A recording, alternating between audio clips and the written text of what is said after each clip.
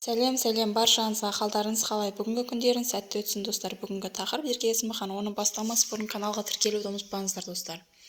Отандық әнші Ерке Есмахан өзінің қарапайым армандарын парақшасында айтып берді.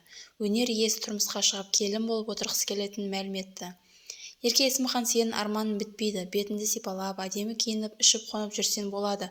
Сол рахат саған. Ал қарапайым емес Ерке Есмахан күйеуге шығып, бала туып, үй жинап, күйеуіне тамақ дайындап, келін болып отырғысы келеді. Осы екеуінің ортасында қалай табам өзімді деп ақыл айтыңыздаршы деп инста парақшасында өзінің оқырмандарынан ақыл сұрады.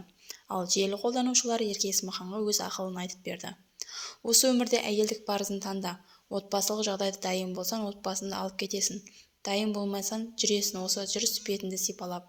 Шыққан күйеуің жақсы болса, бетіңді сипалап, әдемі киініп, баланың күлкісімен үйді шаттыққа бөлеп, еркелеп өмір сүруге болады.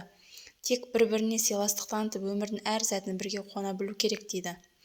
Тең-теңімен, тізе қабымен өзіне теңін табарсың деп желі қолданушылар өз пікірін жазған болатын.